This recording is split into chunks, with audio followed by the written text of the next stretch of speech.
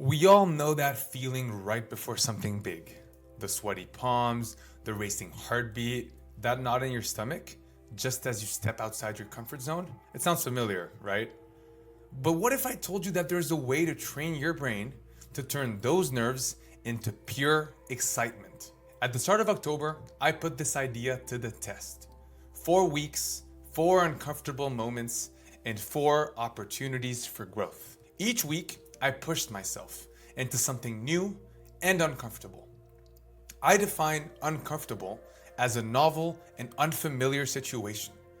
You will hear many other folks defining it as scary or fearful, but usually something scary is something unfamiliar. In other words, something you just haven't experienced before. Often we feel nervous just because we're facing something new. That's it. It's that simple. So with that in mind, the solution is pretty straightforward. Put yourself in unknown situations until they become more familiar. Yes, this takes time. And yes, it does take a lot of intentional effort. But this is why I did it strategically. I did it over a month's time, with at least 7 days of separation between each uncomfortable event. As Stephen Covey said, yesterday's meal will not satisfy today's hunger. Each day we must eat, and each day we must reflect. So in week 1, I was quite nervous. I was hosting my first online workshop with over 40 people. I remember feeling worried that I would fall short, uncertain if I would hold everyone's attention for 90 minutes, and I was a little bit afraid that I could maybe embarrass myself in front of a large and live audience. But the main reason for this was that I just hadn't done something like that before. I had spoken to live audiences, but I never did it online, and not for 90 minutes straight. So my evidence of my ability to perform well in this particular activity was quite low. But here's the thing, my friends. When your confidence is low, it's not a signal to step down or to back down. It's a signal to go for it and to start building evidence for yourself. No, it will not be your best performance, so don't expect it to be. But the sooner you can collect that evidence, the sooner your confidence will grow. So when you put it this way, the decision seems pretty logical, doesn't it? And that was my motivation for my challenge. I wanted to increase my evidence bank, proving to myself that I could present and perform in front of large audiences on new topics. And let me tell you, by week 2, my confidence had already grown. I was about to give my first ever overseas talk for an executive company, and I felt ready. Week 3, during my speech in Mexico, I was even more confident. And by week 4, it was almost a piece of cake.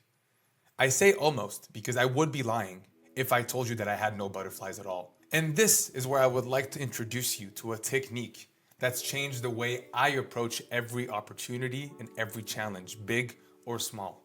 It's called psycho-cybernetics. But before we get there, I wanted to share that although I had built my confidence in those skills, each new event was bringing unfamiliar elements. Because, for example, week 4, it was my first global tech summit. It wasn't a regular speech like the ones I had already done in the past. There were big names that were attending, and it was my opportunity to get my name out. Therefore, when things are unknown or alien, it's natural to feel those sweaty palms, to feel those butterflies, or even get a racing heartbeat. But guess what? It is totally fine. I'm human, just like all of you, and this will happen. But what is most important is what you do after this has happened. And that's where psycho-cybernetics, introduced by Dr. Maxwell Maltz, comes in. It's a psychological approach that centers on using mental imagery to reshape one's self-image and improve performance. It is based on the concept that the mind works as a feedback loop, directing thoughts and actions towards goals. Here it is how it relates to handling nerves and excitement. Firstly, mental rehearsal. You need to vividly visualize your success. Start picturing each outcome in detail. Your mind will end up feeling prepared and confident before the event has even taken place. This type of mental practice shifts the brain's response from fear to excitement. Number 2, self-image. Self-image is a powerful influence on actions. When you see yourself facing challenges calmly and confidently, you reinforce a positive self-image, and your mind aligns with that outcome. And number 3, reframing failure and success. The brain can't tell a vividly imaged experience from reality. So by mentally practicing success and even overcoming potential failures, you will start building resilience and you will reduce anxiety. Learning about this was monumental for me, especially given that other studies had also shown that your brain cannot tell if you're nervous or if you're excited. The psychological and physiological feeling is the same. Those butterflies that you feel come from adrenaline, meaning that your body is releasing it in order to prepare you for action, regardless of whether you actually feel excited or nervous. It's the same rush that happens in both emotions, literally preparing you to perform. It's your mind that ends up connotating as either nerves or excitement. So therefore, start telling yourself, I'm excited, because what you call the feeling ends up changing everything. Even a Harvard study proved it, because this shift led to greater self-belief, increased confidence, and stronger final performance.